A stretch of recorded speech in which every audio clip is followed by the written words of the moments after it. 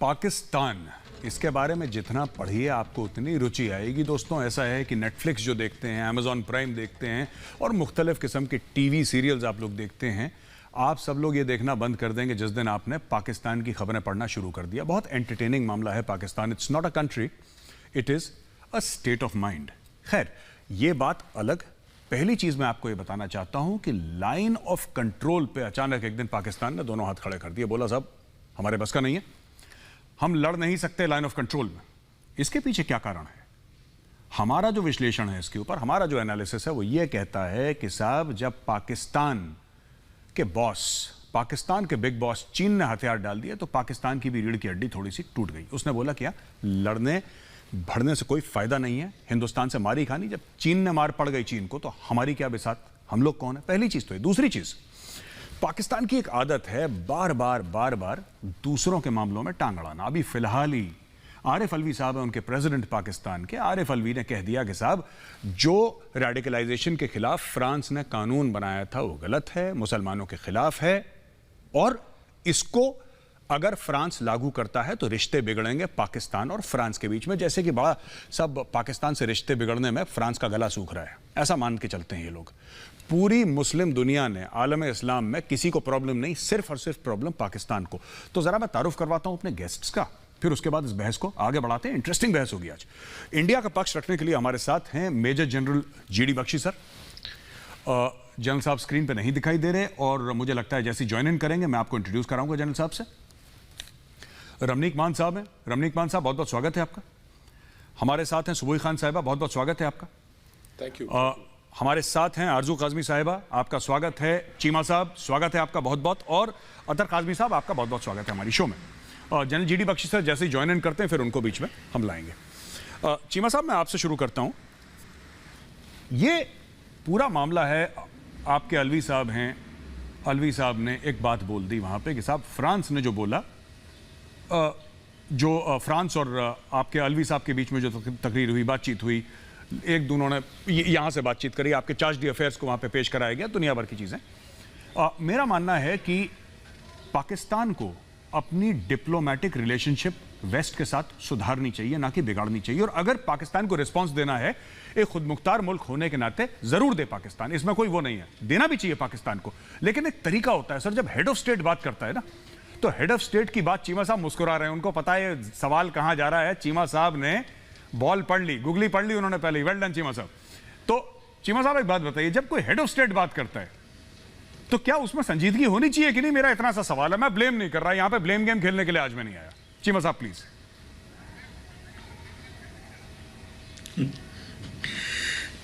देखिए जी, मेरी जाती राय इस मामले में यह है कि पाकिस्तान की जो पॉलिटिकल लीडरशिप है, उसकी जो प्राइमरी कंसिडरेशन होनी चाहिए वो है कि ग्लोबली कैसे कनेक्ट होना है और किस तरह मामलात को ठीक करना है, जेल होना है किस तरह इंटरनेशनल कम्युनिटी के साथ। और हमें ये जो इंटरनेशनली जो उम्मा के मसाइल हैं वो फॉर अ मोमेंट छोड़ देने चाहिए। इस्लामोफोबिया की जो बहस है, ये मेरी ज़ाती राय में ये हमारा मसला नहीं है। हमें जिस चीज़ पर फोकस करना चाहिए वो कनेक्टिविटी, ग्रोथ और डिप्लोमेटिक टाइज को स्ट्रॉन्ग करने में करना चाहिए। हमें, हमारे जो सदर साहब ने बात की है, मैं अगर हम इस तरह की बातें करेंगे तो मगरब हमें 10 बातें कर सकता है कि भाई तुम्हारे मुल्क में इस तरह हो रहा है, इस तरह माइनॉरिटीज़ के बारे में। सो वो काम ना करें जिससे हमारे लिए मुश्किल पैदा हो जाए। सो ये एक होता है कि जब अदारा, एक सियासी जमात जब एक अदारे की शक्ल इख्तियार करती है, रियासत को रिप्रेजेंट कर रही होती है, तो उनका जो स्ट्रक्चर होता है बात करने का, वो रियासत का होता है, वो सियासी जमात नहीं रह जाती। लेकिन अनफॉर्चुनेटली एट टाइम्स पूरी दुनिया में ऐसे होता है, हमारे भी यहाँ होता है कि जो लीडरशिप होती है वो political some brownie points and political point scoring के लिए इस तरह की दे देते हैं कि जिससे उल्टा हमें फायदा होने की बजाय नुकसान होता है। सो आप बात करें, मुझे पता है कि सऊदी अरब ने जब फ्रांस में मामलात खराब हुए, चार्ली एब्डो का कत्ल वो हुई थी, नाइफ हमले हुए थे, तो उन्होंने फ्रांस के साथ सॉलिडारिटी शो की थी। हमारे यहाँ पे चीज़ें जो हैं, हमने दहशतगर्दी की जंग तो लड़ ली है, लेकिन हमें समहाउ जो डी रेडिकलाइजेशन है वो करने की ज़रूरत है। और हमें मामलात को जो है वो पॉलिटिकल इकोनॉमिकली देखना चाहिए। ये जो मजहबी एंगल है थोड़ी देर के लिए देखना अगर हम कम करेंगे तो उससे हमें ग्लोबल कनेक्टिविटी में आसानी होगी। हमने दहशतगर्दी की जंग लड़ी है, दुनिया ने इसको एक्सेप्ट किया है, लेकिन इसके साथ साथ हमें अपना एंगल भी और मजीद क्लियर करना होगा। जी जी बिल्कुल बिल्कुल। रमनीक मान साहब, मैं आपके पास आता हूं। चीमा साहब ने तो बोला कि ठीक है, ये सियासी जमातें जो हैं, पॉलिटिकल पार्टीज हैं, जब वो रिप्रेजेंट करती हैं स्टेट के इंस्टीट्यूशंस को, तो थोड़ा सा एहतियात बरतना चाहिए क्या बोलना है क्या नहीं बोलना। क्योंकि जब पाकिस्तान का हेड ऑफ स्टेट बोलता है फ्रांस को, तो जाहिर सी बात है उसका इंपैक्ट अलग होता है। इमरान खान बोलते हैं तो उसका इंपैक्ट अलग होता है। मैं और कुछ बात आपसे करना चाहता हूं रमनीक जी। ये जो इन्होंने बात करी ना चीमा साहब ने कि रेडिकलाइजेशन है, डी रेडिकलाइजेशन है, मुझे तो कहीं ना कहीं लगता है इमरान खान मुझे हाईली रेडिकलाइज लगता है आदमी। उनको तालिबान खान, तो मेरे कई पाकिस्तानी दोस्तों ने उनका नाम मतलब ये अक्सर रिपीट करते हैं तालिबान खान। मुझे खुद लगता है क्योंकि एक जमाने में बड़े लिबरल टाइप के हुआ करते थे साहब ये, एंड ये शान होते थे कई पार्टीज की, कई नाइट क्लब्स की लंदन में और मुंबई में। लेकिन फिर ये तालिबान खान बन गए 2013-2014 के बाद, इनका पूरा रुख बदल गया खान साहब का। और आज की तारीख में ये है कि he seems more radicalize than the rest of the people. ये पूरा मुआशरे का रेडिकलाइजेशन है। यहां पे सिर्फ ऐसा नहीं कि एक कोई खास तबका है जो रेडिकलाइज्ड है, यहां पे ऊपर से नीचे देखिए एक्सेप्शंस हर समय हैं और हर समय होते हैं। हमारे यहां भी एक्सेप्शंस हैं, पाकिस्तान में भी एक्सेप्शंस हैं। लेकिन मान साहब, ये बड़ा खतरे की घंटी है कि जब पाकिस्तान के प्रधानमंत्री, पाकिस्तान के राष्ट्रपति जाके दूसरे देशों के प्रति ऐसे बयान देते हैं। मैंने तो किसी को नहीं देखा, वो सिर्फ लैटिन अमेरिका की कुछ कंट्रीज हैं छोटी मोटी, कुछ स्क्वायर किलोमीटर की, जहां पे ऐसे जिसको कहते हैं गैर संजीदा किस्म के बयान लोगों को दे देते हैं। लेकिन पाकिस्तान अपने आप को आलम इस्लाम का रहनुमा मानता है, कायद मानता है। पाकिस्तान कहता है हम न्यूक्लियर वेपन है हमारे पास।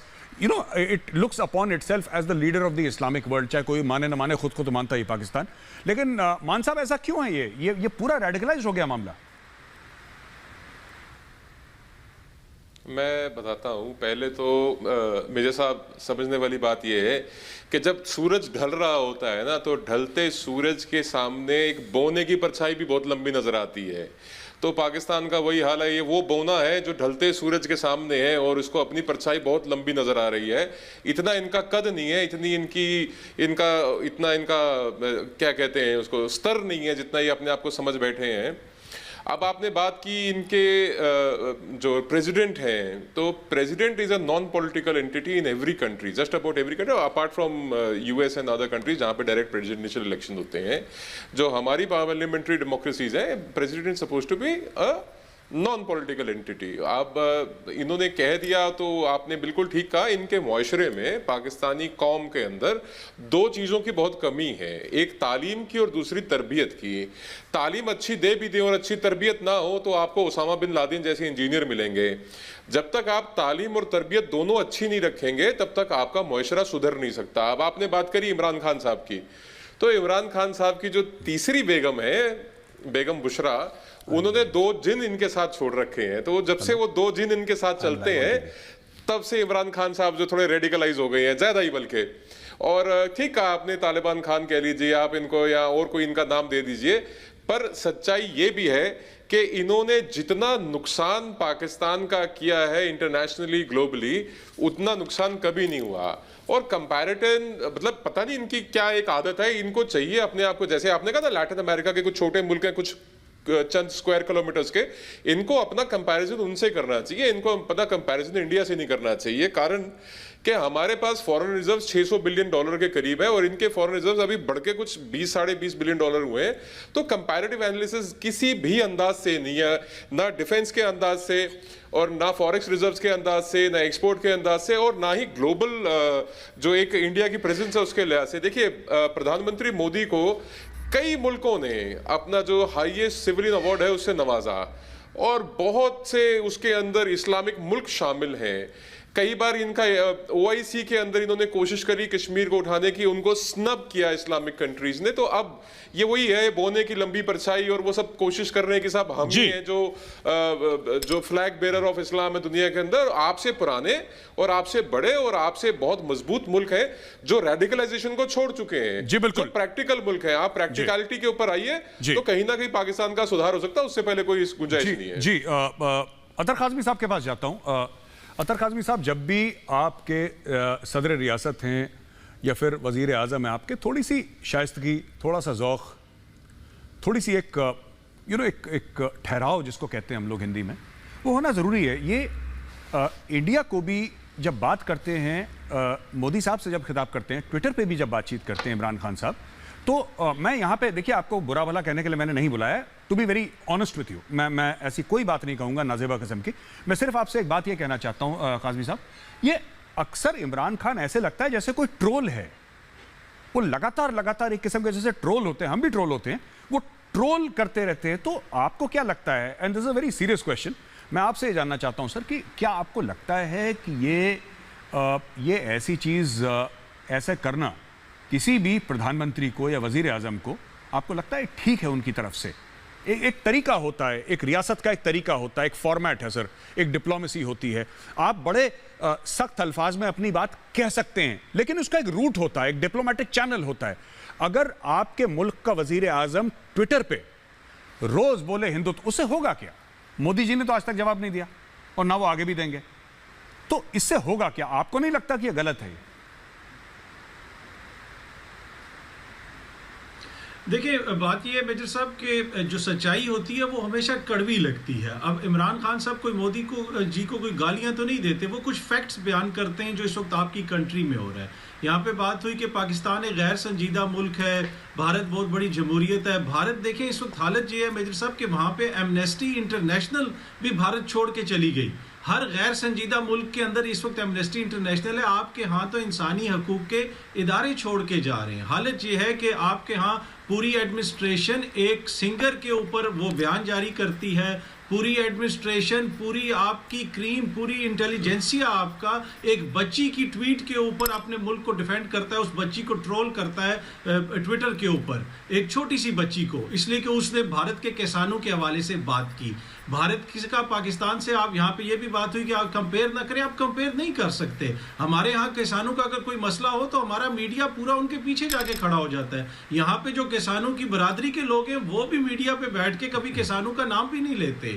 तो भारत और पाकिस्तान को आप कंपेयर नहीं कर सकते। हाँ, पाकिस्तान के अंदर मसाइल होंगे, पाकिस्तान के अंदर बहुत सारे मसाइल हैं और उसका हमें इदराक है और हमें उसको पॉइंट आउट भी करना चाहिए, लेकिन आप इन दो माशरों को कंपेयर नहीं कर सकते। आपने रेडिकलाइजेशन की बात की, हमें सबक सीखना चाहिए कि भारत जैसा मुल्क जो डार्लिंग होता था वेस्ट का, आज उसकी क्या हालत है। वेस्ट में कनाडा से लेके अमेरिका से लेके यूरोप में लेके किस किस्म की बातें होती हैं भारत के हवाले से यहाँ के प्रेस में। तो पाकिस्तान को सीखना चाहिए, जब एक रेडिकलाइजेशन होती है एक माशरे में, जब ऐसा एक लीडर आता है कि जिसको माजी में इंग्लैंड ने, अमेरिका ने वीजे नहीं दिए इसलिए कि उसका काम ही नफरत बेचना है, हाँ उसको पॉइंट आउट हम करते रहेंगे, हमारे वजीर आजम उनको पॉइंट आउट करते हैं, शाइस्तगी से करते हैं। अगर आप वो ये कहें कि उनकी ये रेडिकलाइजेशन वाली पॉलिसीज हैं तो उस पर अगर किसी को इतराज है तो वो उस पर हवाले से तो हम कुछ नहीं कर सकते। जी जी बिल्कुल, बहुत अच्छा आपने बयान दिया अतर साहब। मैं तीन बातें आपको दस्तूरन बताता चलूं, फिर मैं सुबह खान साहिबा के पास जाऊंगा। पहली चीज तो आपने बोला कि साहब इमरान खान सच बोलते हैं, है ना, और इमरान खान सच बोलते हैं। मैंने आपसे क्या बोला साहब, इमरान खान को जो सच लगे 7 बजे के बाद या 7 बजे के पहले, वो उनका हक है बोलने का। हमने कभी ये नहीं बोला कि इमरान खान को नहीं बोलना चाहिए। मेरा आपसे ये सवाल था कि साहब क्या आपको लगता है कि एक देश के वजीर आजम, एक मुल्क के वजीर आजम को एक डिप्लोमेटिक, क्योंकि अब्दुल बासित साहब आपके हैं वो भी यही बात बोल रहे हैं, आपके जफर इलाली साहब हैं वो भी वही बात बोल रहे हैं, जो डिप्लोमेटिक कोर है वो अपना माथा पीट रहा है पाकिस्तानी मीडिया में और कह रहा है कि यार इमरान खान को बोलो कि थोड़ा सा ना संजीदा बात कर ले। सिर्फ इंडिया के लिए नहीं, वो फ्रांस को लेकर भी शुरू है, वो अमेरिका को लेकर भी शुरू है, वो सबको लेकर शुरू है एक तरफ से। क्यों? क्योंकि वो चीन की हिमायत कर रहा है पैसे लेके। चीन कभी खुद नहीं बोलता, चीन ने पिट्ठू पाल रखे हैं। इमरान शुरू हो जाओ, इमरान शुरू हो जाएगा। अरे अपने मुल्क की बात करो। दूसरी बात, आपने बोला कि एमनेस्टी इंटरनेशनल यहां से छोड़कर चली गई। एमनेस्टी इंटरनेशनल को कॉलर पकड़ के घसीट के निकाला गया है। एमनेस्टी इंटरनेशनल छोड़ के नहीं गई। भारत में रहोगे, भारत का खाओगे तो भारत की बात करनी पड़ेगी। आप इंटरनेशनल इदारे हो तो अपने घर में हो, यूनाइटेड नेशंस हो तो अपने घर पे हो, ठीक है। हमें 2 रुपए की फिक्र नहीं। और गोरा हमारे बारे में क्या कहता है?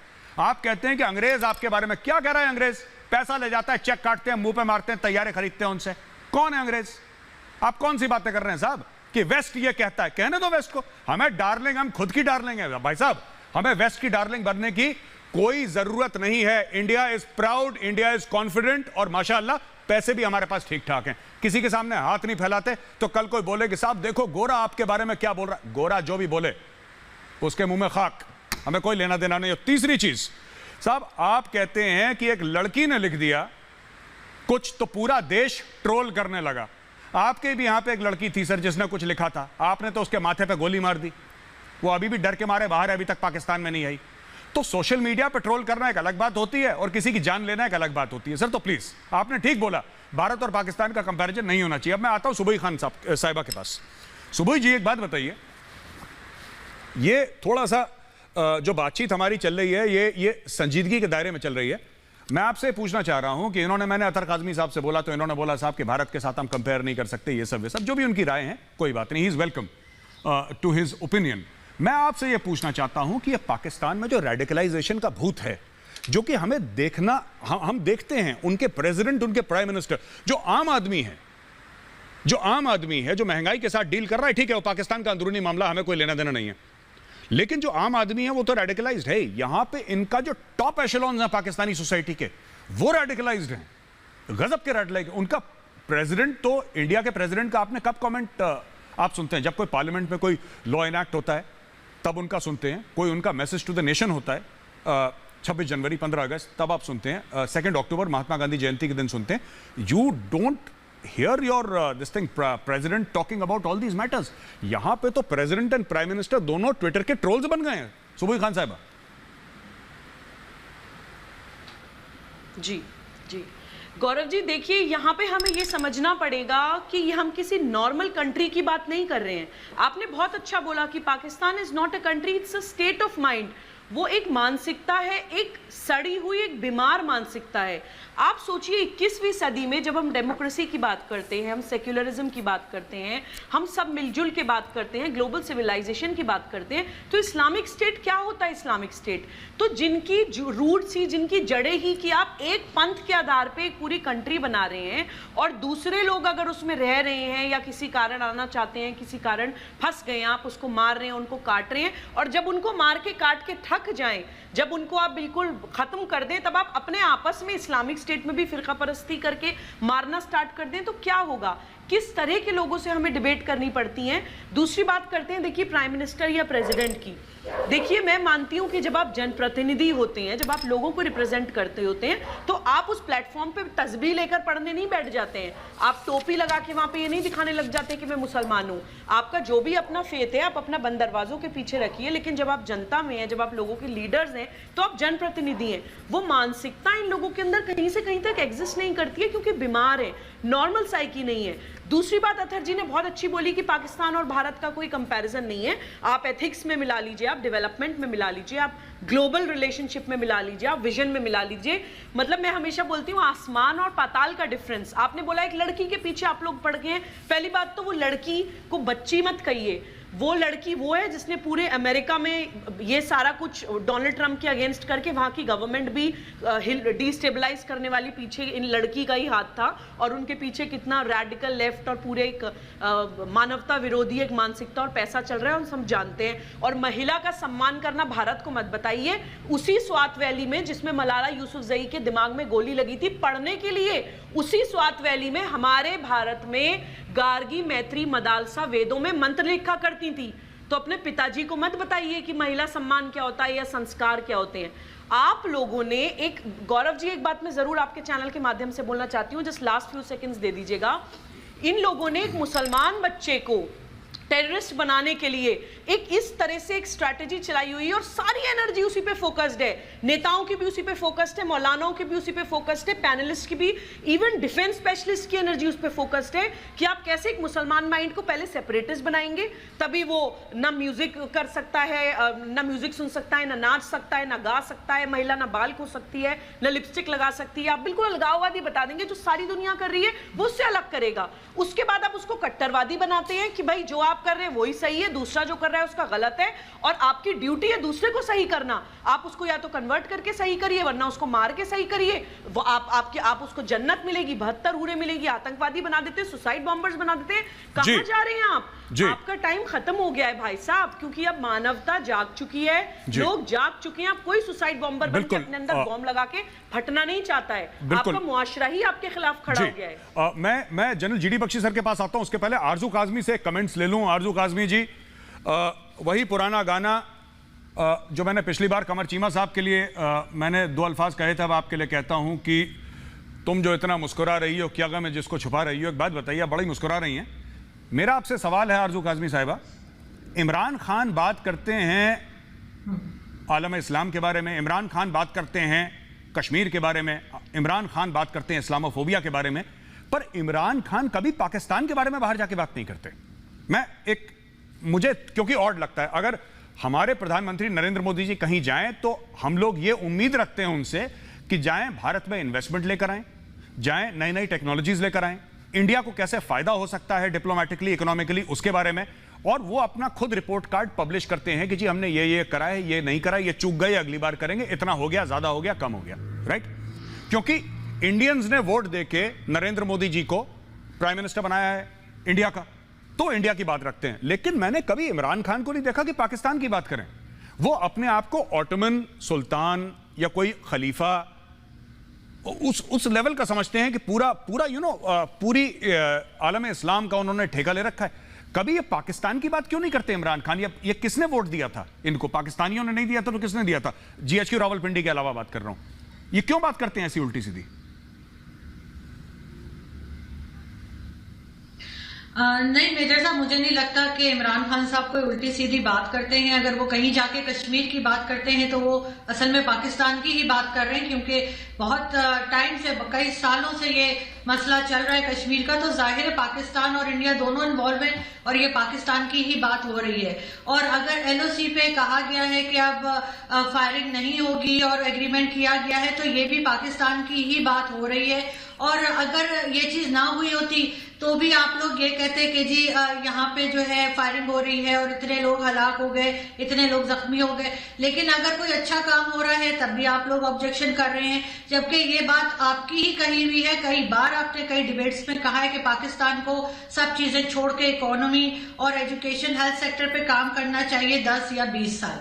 अगर आपको याद हो, आप ही ने कहा था। और बिल्कुल मैं भी यही कहती हूँ और मेरा ख्याल है पाकिस्तान उस तरफ ही जा रहा है कि वो इस तरह के लड़ाई झगड़े खत्म हो और एक दूसरे के साथ बैठ के टेबल टॉक हो सके। और तभी हो पाएगा कि पाकिस्तान जो है वो इकोनॉमी और बाकी चीजों के ऊपर काम कर सके।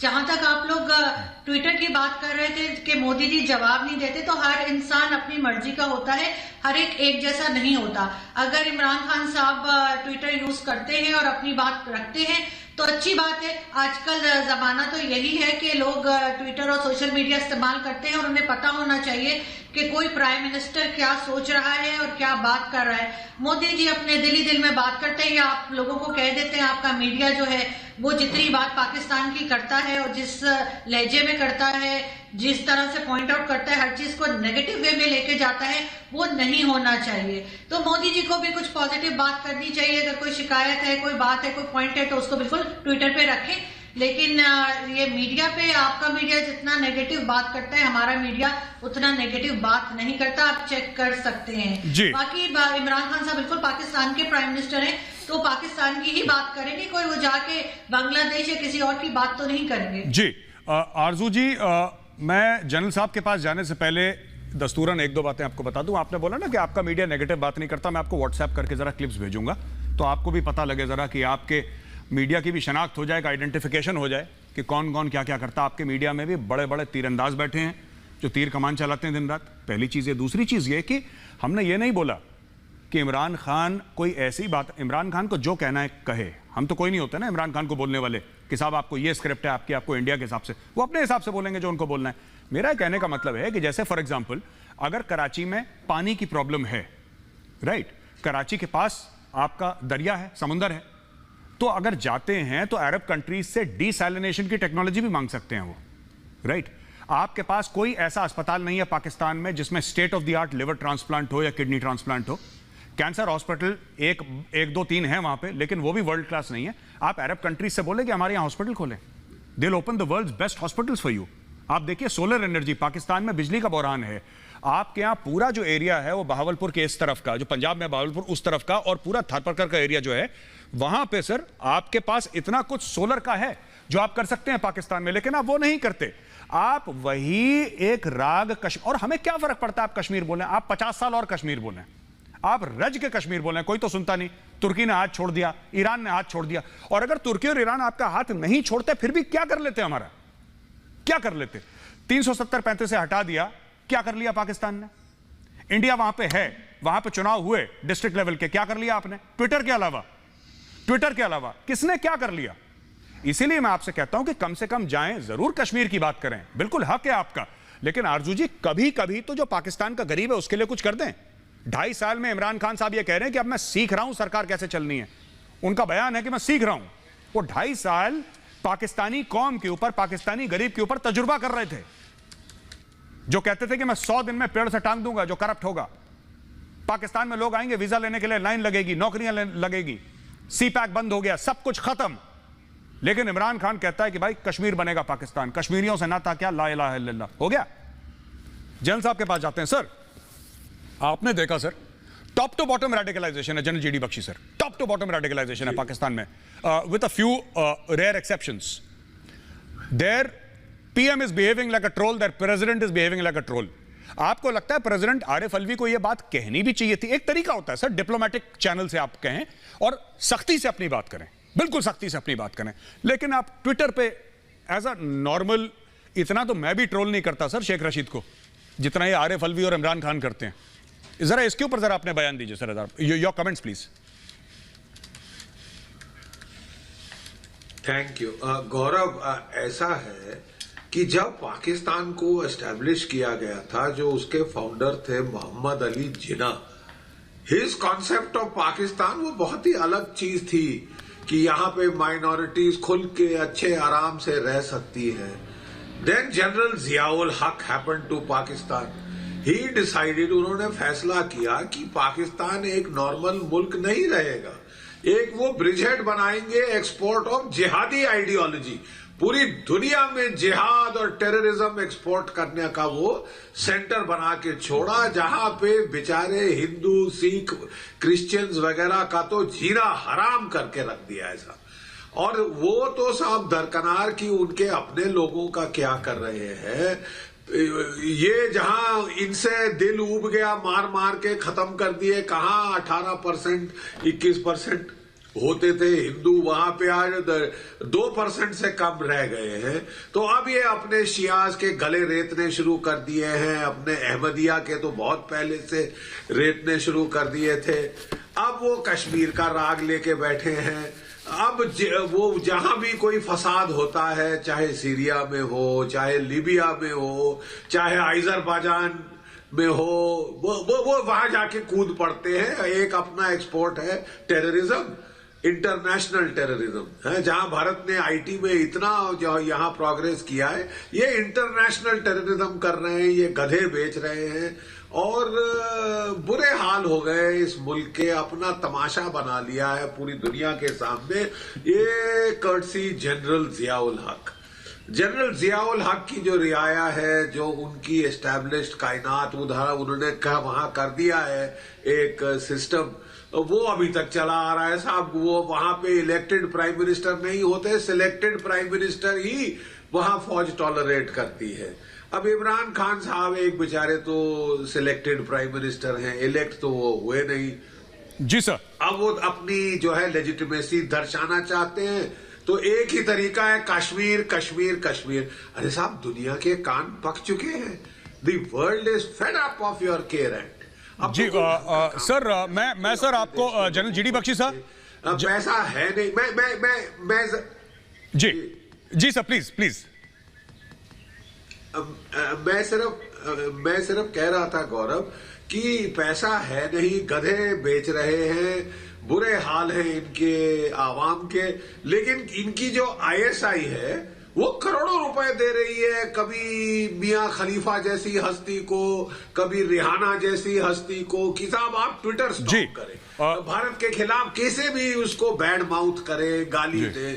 जी चीमा साहब, मुझे बीच में इंडिया के होम मिनिस्टर अमित शाह जी बोलने वाले हैं, तो हमें डिबेट अभी बंद करनी होगी। मैं आपको आखिरी कमेंट देता हूं सर, इसके बाद I take one more comment. 1 minute है चीमा साहब आपके पास।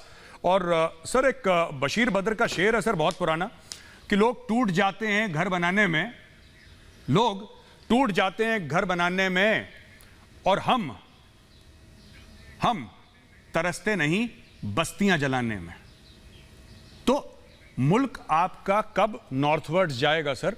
ये कब बंद होगी ये चीज? कश्मीर के बारे में जरूर बोलिए चीमा साहब, कोई नहीं रोकता आपको, कश्मीर के बारे में रोज बोलिए।